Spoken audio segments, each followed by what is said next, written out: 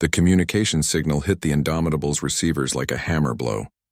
Lieutenant Hannah Park winced as the raw, unfiltered transmission screamed through the ship's speakers in a language that sounded like angry metal grinding against stone. "Captain, we are being hailed," she reported, quickly adjusting the volume controls. "The computer is working on translation now." Captain Dong-Soo Kim straightened in his command chair. This was it. First contact with an alien species.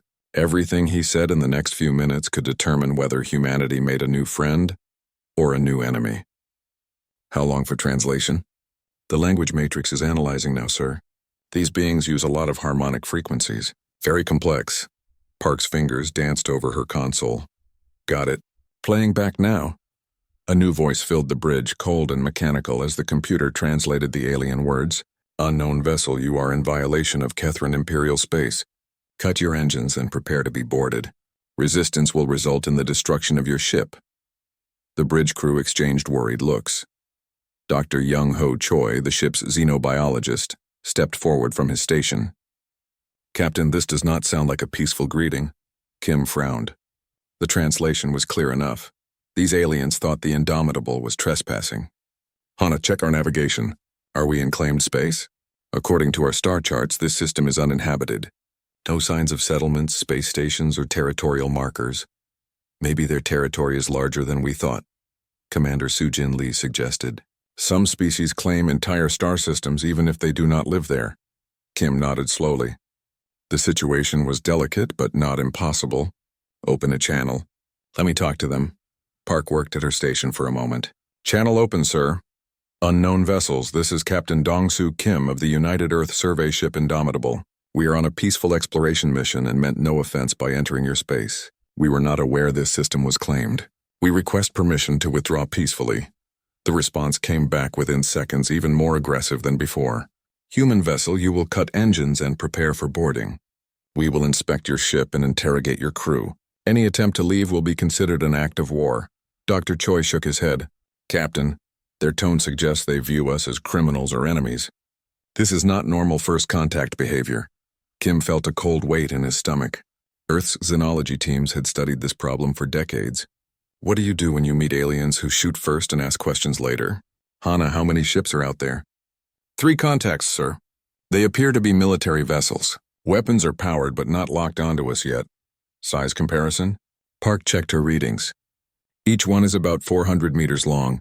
"Much smaller than us, but they are definitely warships," Kim thought quickly. The Indomitable was a survey ship, but she was also built to handle dangerous situations. Space exploration was risky business, and Earth's ships were designed to survive anything from asteroid storms to solar flares. Still, he hoped it would not come to a fight. "Open the channel again," he said. "Unknown ships, we understand your concern about trespassers. We are willing to leave immediately and mark this system as restricted in our navigation computers. We ask only that you allow us to depart in peace." This time the aliens did not bother to respond with words. "Captain," Park shouted, "the lead ship is moving to intercept. They are trying to get alongside us." On the main screen they could see the alien vessel growing larger as it approached. The ship was angular and dark, covered in weapon mounts and sensor arrays. Strange symbols glowed along its hull in patterns that hurt human eyes to look at. "Sir," Park continued, "they are scanning us with what looks like boarding equipment. I think they plan to cut through our hull." Kim's jaw tightened. The aliens were not just threatening them anymore. They were taking action. "Commander Lee, what is the status of our defensive systems?" "All systems are green, Captain. Point defense lasers are online. Shields are ready to deploy on your command." "Sir," Dr. Choi said urgently, "if we fight back, we could start an interstellar war. Maybe we should let them board us. We could explain the situation face to face." Kim considered this. It was possible the aliens just wanted to search the ship and ask questions, but something about their behavior felt wrong. The aggressive tone, the immediate threats, the refusal to negotiate. None of this suggested peaceful intentions. "Captain," Park called out, "the alien ship is deploying some kind of docking mechanism. They are trying to attach to our hull. Distance? 50 meters and closing." Kim made his decision. The safety of his crew came first. If these aliens wanted to board his ship by force, they were acting like pirates, not legitimate authorities. "Deploy shields. Do not let them attach to us." Commander Lee's fingers flew over her controls. "Shields up, Captain." The blue energy barrier that surrounded the Indomitable flickered to life just as the alien ship tried to clamp onto their hull. The docking mechanism hit the shield and sparked, unable to penetrate the energy field. Immediately, all three alien ships opened fire. The attack was overwhelming. Bright energy beams and explosive projectiles hammered against the Indomitable's shields from three directions. The bridge lights flickered as the defensive systems absorbed the punishment. "Shield status," Kim shouted over the noise. "Holding at 97%, Lee reported. Their weapons are not very powerful." Kim felt a moment of relief, then realized how this must look to the aliens. They had just thrown everything they had at his ship and barely scratched the paint. Now they would think the Indomitable was some kind of super weapon. "Captain," Park said, her voice tight with worry. "Our point defense system is requesting permission to engage. It is detecting the incoming fire as a threat to the ship." Kim hesitated. The point defense lasers were designed to destroy dangerous asteroids and space debris before they could hit the ship. They were not weapons in the traditional sense, but they would probably work very well against small alien fighters. The alien ships fired again, this time concentrating all their fire on one section of the shield. The barrier held, but Kim could see the strain on the power readings.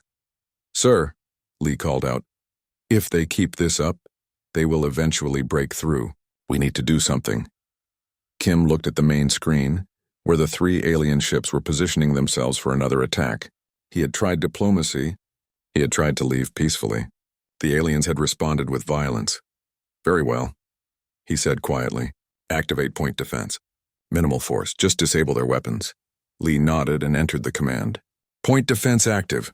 The Indomitable's laser systems came online with a soft humming sound. Across the ship's hull, dozens of small turrets turned toward the attacking vessels. The lasers themselves were invisible, but their effects were immediate and devastating. The lead alien ship's weapons simply vanished. The laser beams cut through the weapon mounts like a hot knife through butter, leaving smooth holes where gun turrets used to be. Within seconds, the ship was completely disarmed. The second ship tried to retreat, but the point defense system was faster. Its engines disappeared in bright flashes, leaving the vessel drifting helplessly. The third ship got off one more shot before its bridge exploded in a shower of sparks. The laser had only meant to disable the ship's command center, but the alien technology was more fragile than expected. In 30 seconds, the entire alien attack force had been neutralized. Captain Kim stared at the main screen in shock. He had ordered minimal force, but the results looked like a massacre. "Casualties?" Park checked her sensors. "Unknown, sir. I am reading life signs on all three ships, but their systems are completely down." "Send a message," Kim said. "Tell them we are sorry for the damage. Offer to help with repairs and medical assistance." Dr. Choi was already working on the translation. "Message sent, Captain."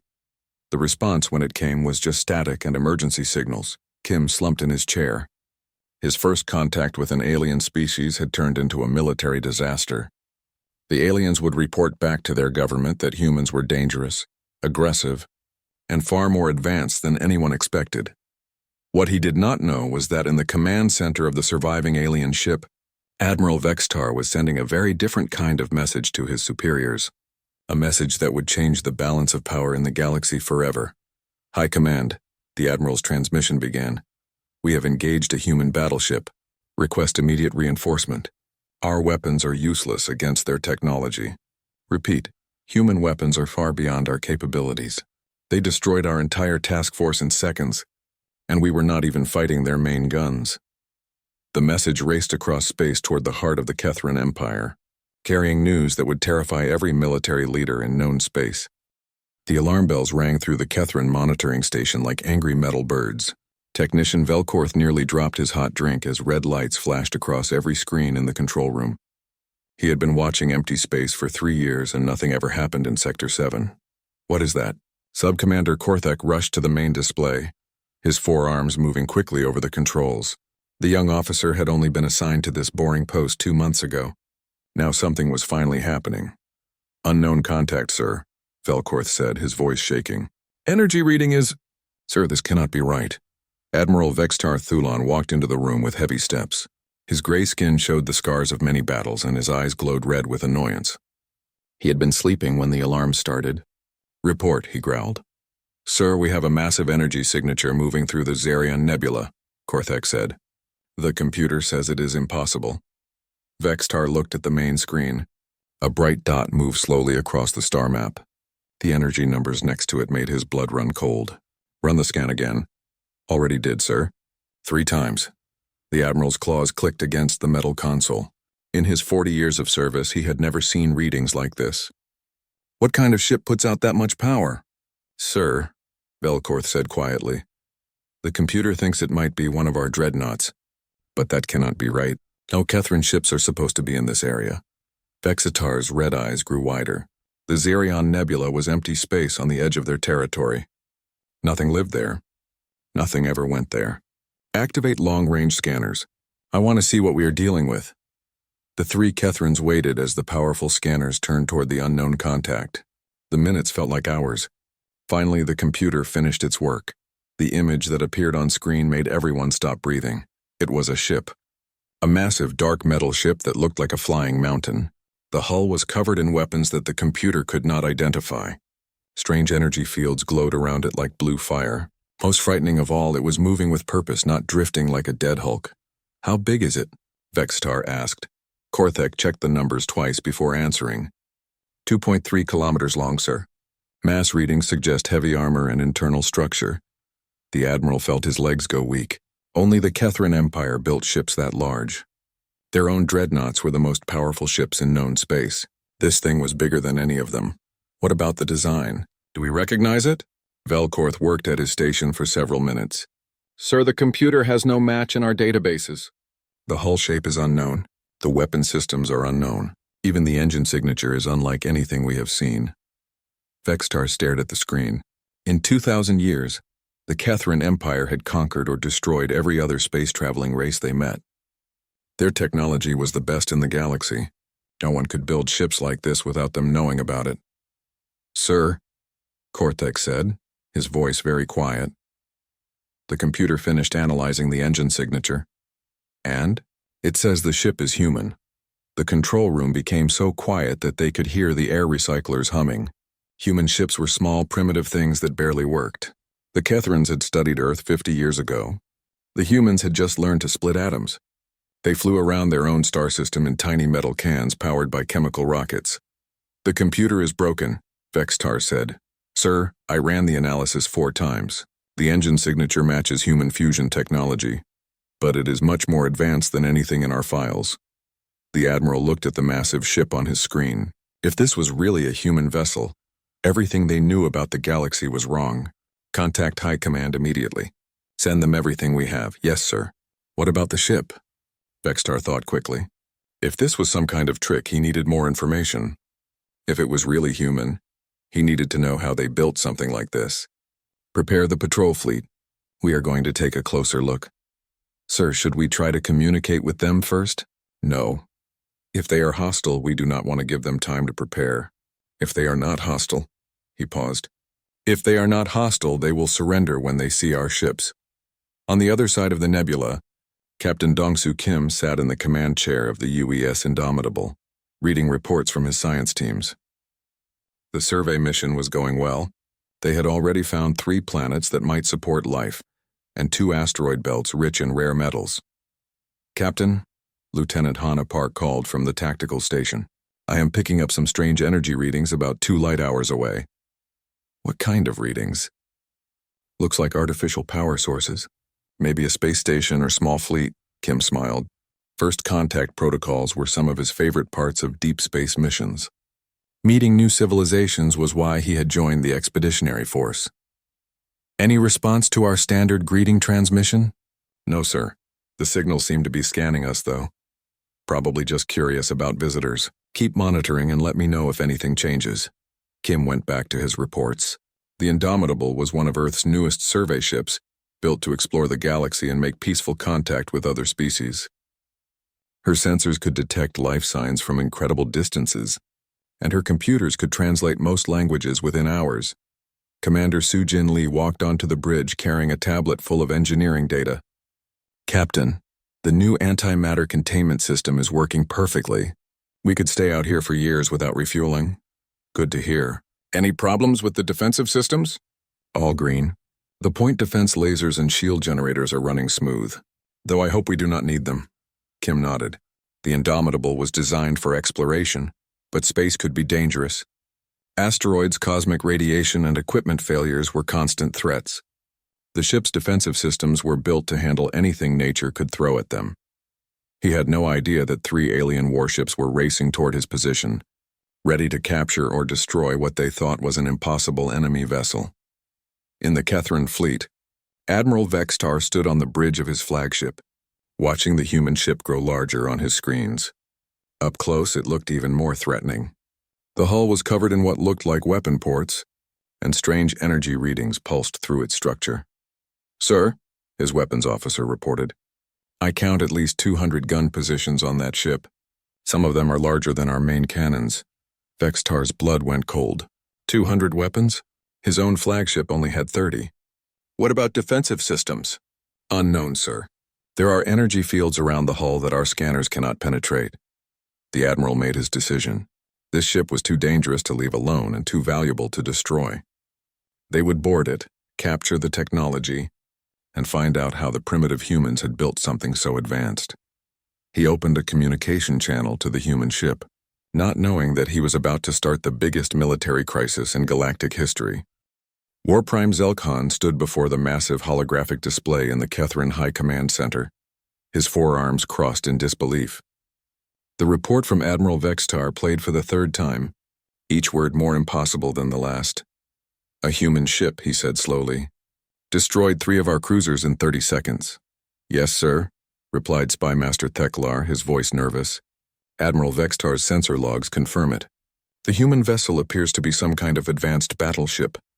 Zelkhan's red eyes glowed with anger. "How is this possible? Our last intelligence report said humans barely had fusion power. They were flying around in primitive chemical rockets just 50 years ago." Theklar activated his data tablet, scrolling through files that now seemed horribly out of date. "Sir, our monitoring of human space has been limited. We focused on their major population centers and military installations. We may have missed some developments." "Some developments?" Zelkhan's voice rose to a roar. "They built a ship that makes our cruisers look like toys. How do you miss something like that?" Around the command center, other officers pretended to study their own reports while listening to every word. News of the human encounter had spread quickly through the military hierarchy, causing panic at every level. "Sir," Theklar said carefully, "I have new intelligence from our deep space monitors. It appears this ship is not alone." The War Prime's expression grew even darker. "Explain." "We have been intercepting human communications for the past 6 hours. The ship that attacked our fleet is called the UES Indomitable. Based on their transmissions, it appears to be part of something called the United Earth Expeditionary Force." Zelkhan felt his blood turn to ice water. "Expeditionary Force?" "Yes, sir. Our translators have identified references to multiple human ships conducting what they call deep space surveys throughout this region of space." The War Prime walked to the main display and stared at the tactical map showing human space. It was a small cluster of star systems on the edge of the galaxy, marked in their database as primitive civilization, monitor only. Now that tiny mark looked like the most dangerous thing in the universe. "How many ships are we talking about?" Theklar consulted his tablet again. "Unknown, sir. But based on communication patterns, we estimate at least 12 vessels of similar size operating in our border regions. 12 ships like the one that destroyed our task force." Zelkhan's voice was barely a whisper. "Sir, there is more. Analysis of the human transmissions suggests that the Indomitable is not even a military vessel. Their communications refer to it as a survey ship, conducting peaceful exploration." The command center became completely silent. Every officer in the room understood what this meant. If a human survey ship could destroy 3 Kethran cruisers without effort, what could their actual warships do? "Get me everything we have on human military capabilities," Zelkhan ordered. "I want to know about their fleet, their weapons, their technology, everything." "Sir," Theklar said hesitantly, "our files on human military technology are very old. Most of our data comes from 50 years ago. Then get new data. Send every spy we have. I want to know what we are dealing with." Meanwhile, aboard the Indomitable, Captain Dong-Soo Kim was dealing with his own intelligence problems. The alien ships they had encountered were clearly military vessels, but their technology seemed strangely familiar. Dr. Choi, he called to the xenobiologist. What can you tell me about these aliens? Dr. Young-Ho Choi looked up from his analysis station, where he had been studying the sensor readings from the disabled alien ships. Captain, their technology is very interesting. They use fusion power, energy weapons, and electromagnetic shields, all similar to our own systems. Similar how? Well, their fusion reactors use the same basic principles as ours, just less efficient. Their energy weapons appear to be plasma-based like our mining lasers. Even their ship designs follow logical engineering principles. Kim frowned. Are you saying they are at about the same technological level as us? Actually, sir, I would say they are behind us in most areas. Their power output is lower, their weapons are less focused, and their shields are much weaker than ours. But they seemed so confident when they attacked us. Dr. Choi nodded. That is what worries me, Captain. Either they are very brave, or they think their technology is superior to ours. If it is the second option, that suggests they have not encountered anything like human technology before. Lieutenant Hannah Park looked up from her communication station. Captain, I have been monitoring their emergency transmissions. The computer has translated most of them. What are they saying? They are calling for help, sir. Lots of help. The messages mention something called the 4th Battle Fleet. Kim's expression grew serious. How big is a battle fleet? Unknown, sir. But based on their transmission protocols, it sounds like much more than 3 ships. Commander Soo-Jin Lee joined the conversation from her engineering station. Captain, I have been thinking about our defensive performance. Those alien weapons barely scratched our shields. That is good news, is it not? Yes, sir, but it might be causing a problem. Our shields are designed to handle asteroid impacts and solar radiation. The fact that military weapons could not penetrate them suggests human defensive technology is far ahead of theirs. Kim understood the implication. They think we are more dangerous than we actually are. Exactly, sir. From their perspective, we just shrugged off the combined firepower of 3 warships. They probably think we are some kind of superweapon. Dr. Choi added. And our point defense system destroying their weapons so easily just confirmed their fears. We were not even trying to fight them.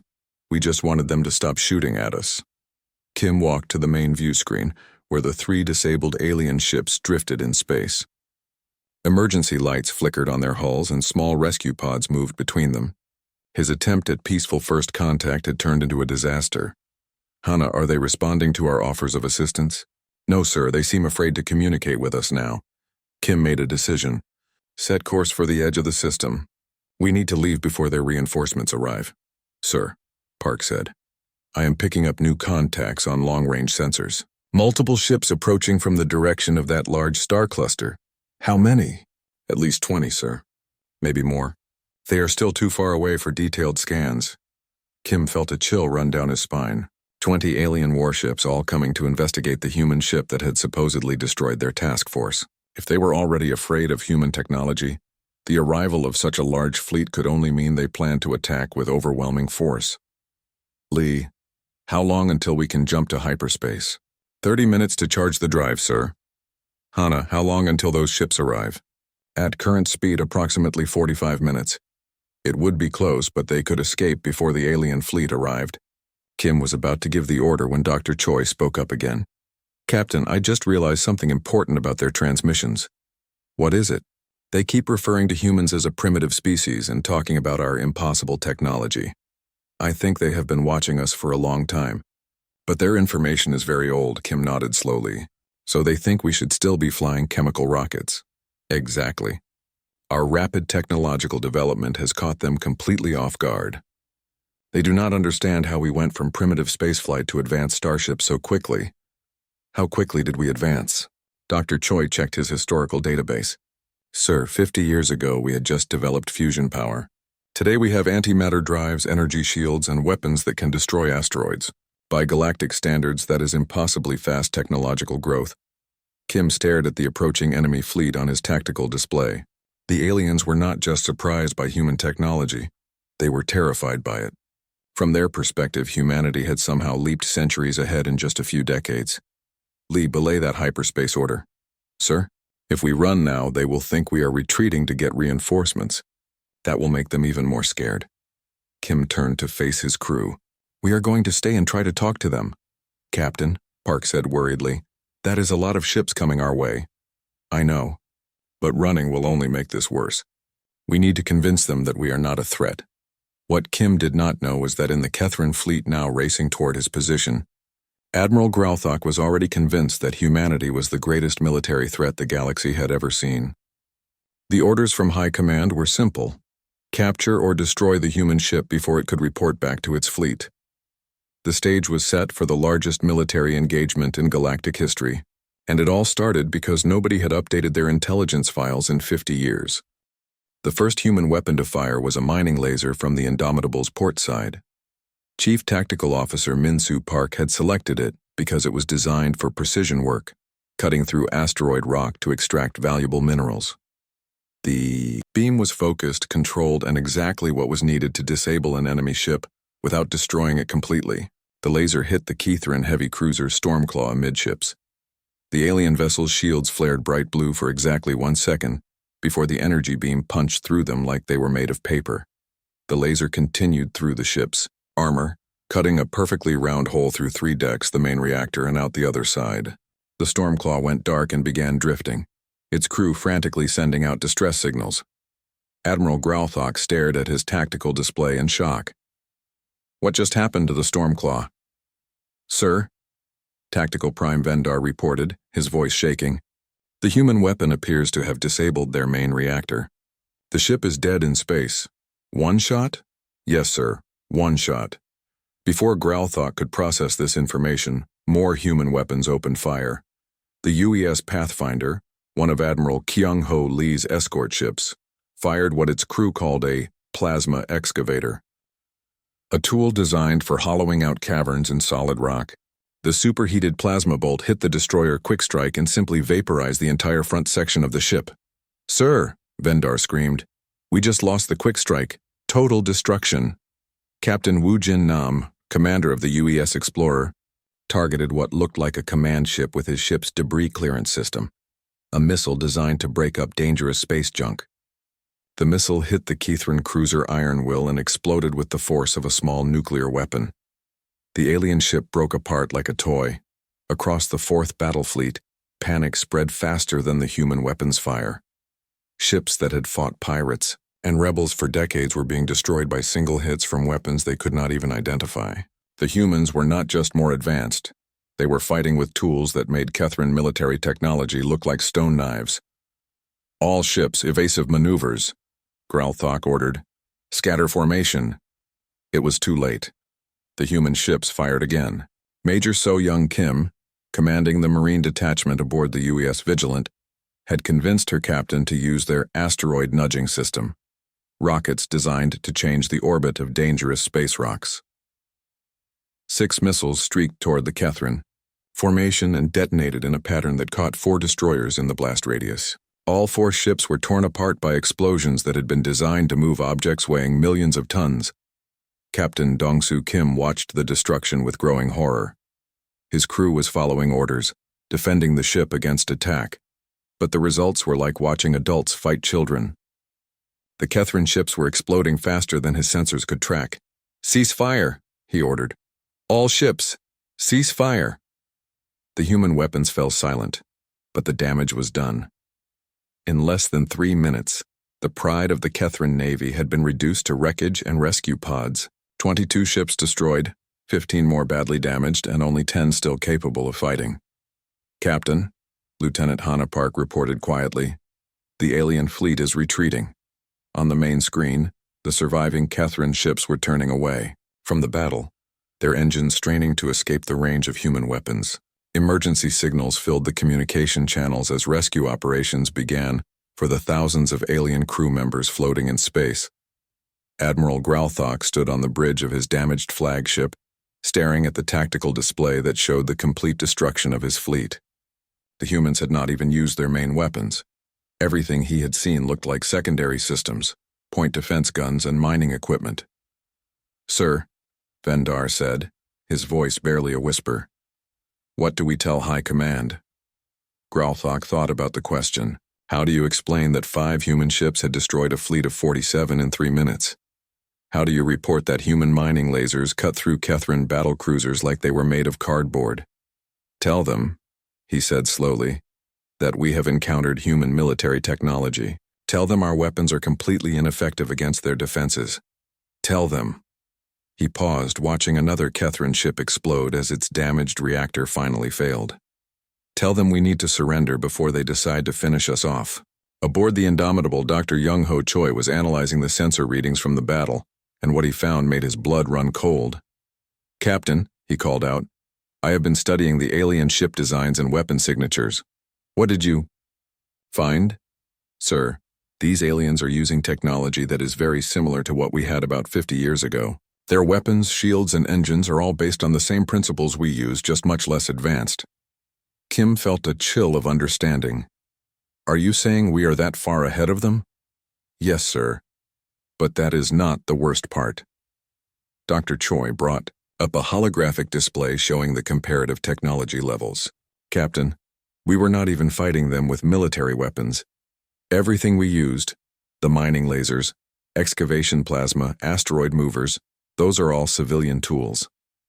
The bridge became completely silent as everyone understood what this meant. "Our construction equipment," Kim said slowly, "is more powerful than their military weapons." "Yes, sir." "From their perspective, we just destroyed their battle fleet using the equivalent of bulldozers and rock hammers." Commander Soo-Jin Lee joined the conversation. "Captain, if our civilian technology is this much more advanced than their military equipment, what must they think our actual warships can do?" Kim closed his eyes and tried to imagine the alien perspective. They had just watched human construction. Workers destroy their most powerful fleet without effort. Now they had to go home and report that humanity possessed technology so advanced that their mining ships could defeat entire battle fleets. "Sir," Park called out, "we are receiving a transmission from the alien flagship." "What are they saying?"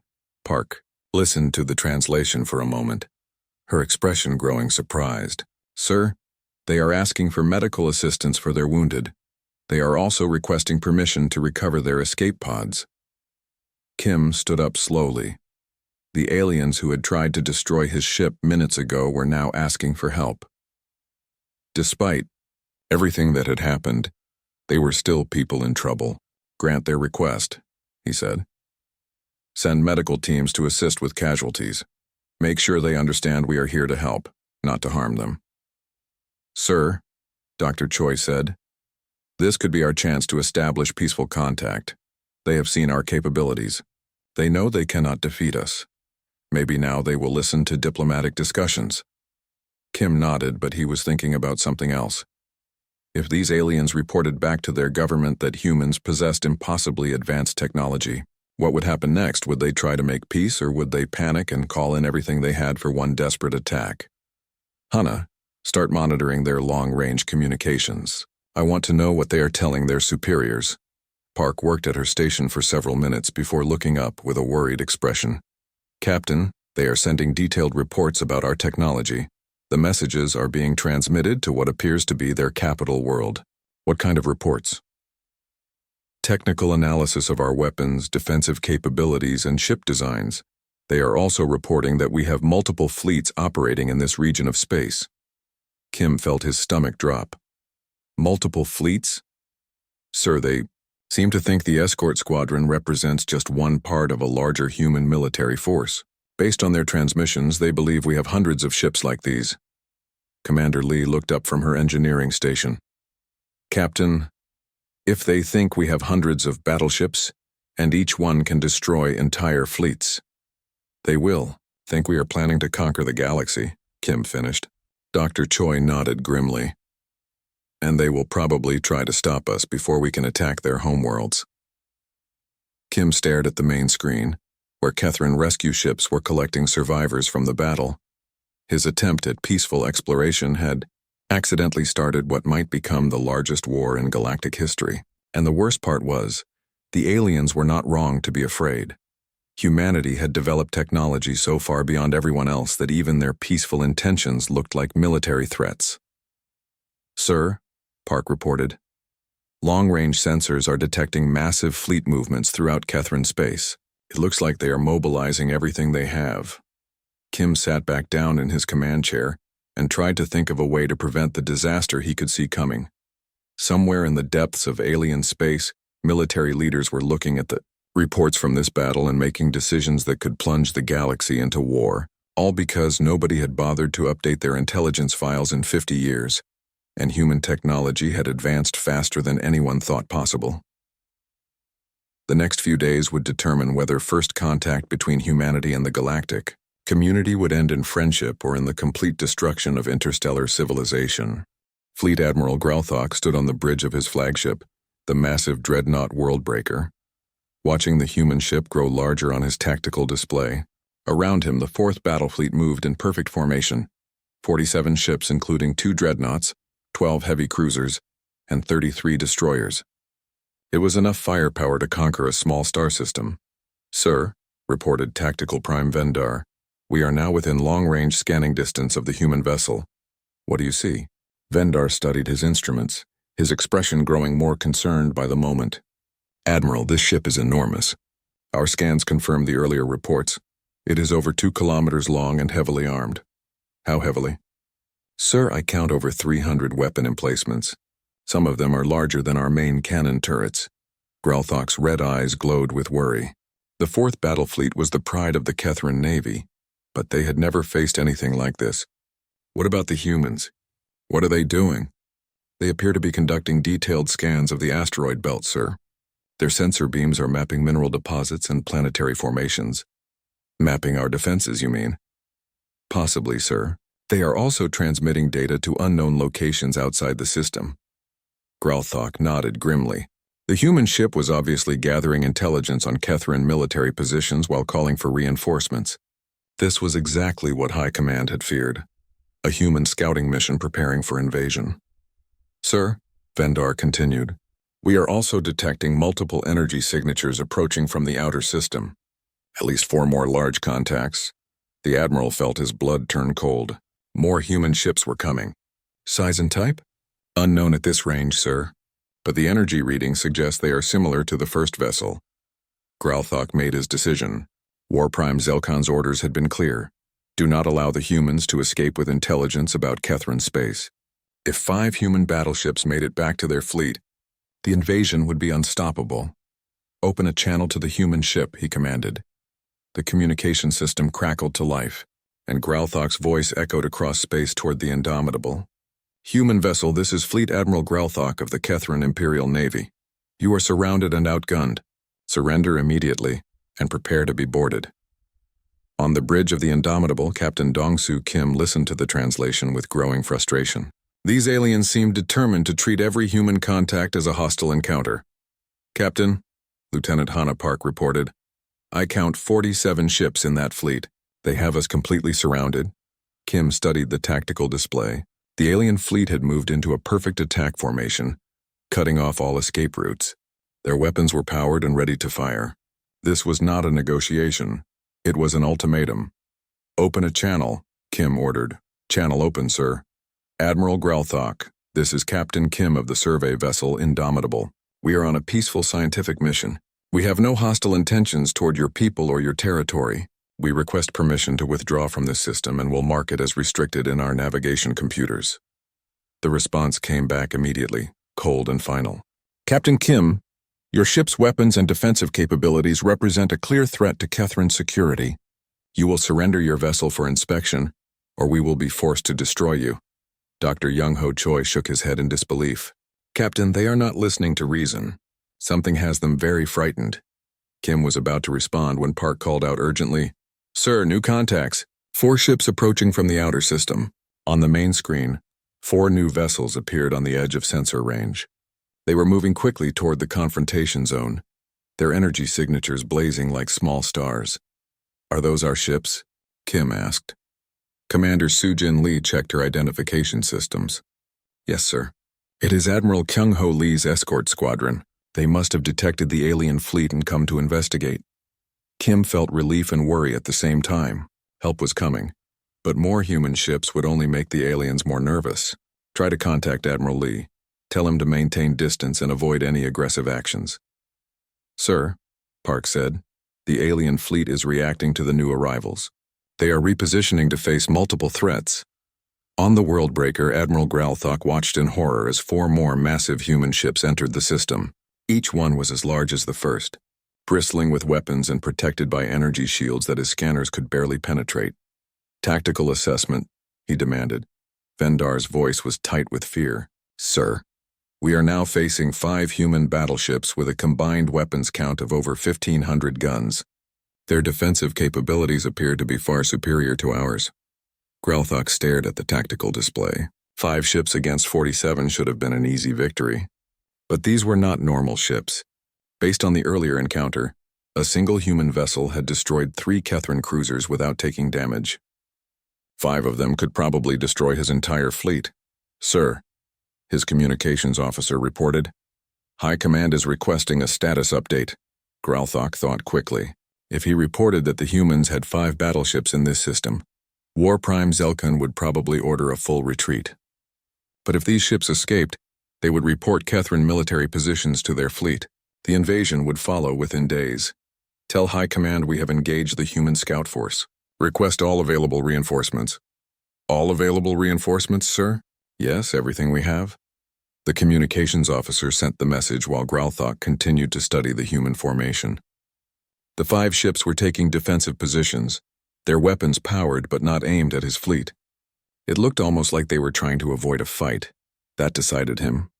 If the humans were hesitating, it meant they were not confident in their ability to defeat his fleet. This might be his only chance to stop them before more ships arrived. Fleet to battle stations, he announced. All ships prepare to engage on my command.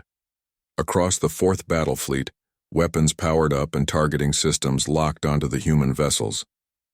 47 ships prepared to unleash everything they had against 5 enemy targets. On the Indomitable, alarms began sounding as the ship's sensors detected the alien fleet's aggressive actions. Captain, Park shouted. All enemy ships are powering weapons and targeting us. Kim's heart sank. Despite all his attempts at diplomacy, it was going to come down to a fight. Raise shields. Signal Admiral Lee to do the same. Shields up, sir. Admiral Lee acknowledges. Kim looked around his bridge at the faces of his crew. They were explorers, not soldiers. The Indomitable was built for scientific research, not naval combat. But if these aliens insisted on fighting, they would defend themselves. Captain, Dr. Choi said quietly, once we start shooting, there is no going back. This could start an interstellar war. Kim nodded sadly. I know. But they are not giving us a choice. Admiral Gralthok gave his final warning. Human ships, you have 1 minute to surrender. After that, we will consider you hostile and act accordingly. The minute seemed to last forever. On both sides, crews prepared for battle while their commanders hoped for a peaceful solution that seemed increasingly impossible. When the countdown reached 0, Gralthok gave the order that would change galactic history forever. All ships, open fire. The 4th battle fleet erupted in light and fury. Plasma cannons, missile launchers, and energy beams all fired at once, creating a wall of destruction that raced toward the 5 human ships. It was the largest coordinated attack in Kethran military history. The human shields flared to life like miniature suns, absorbing the tremendous barrage without wavering. When the light faded and the energy dissipated, all 5 ships remained untouched. Captain Kim sat in his command chair, watching the tactical display in amazement.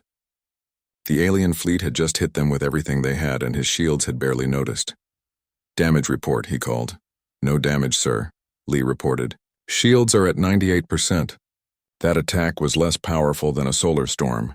Kim realized with growing horror that the aliens had just revealed how outmatched they really were. Their most powerful weapons were like toys compared to human technology.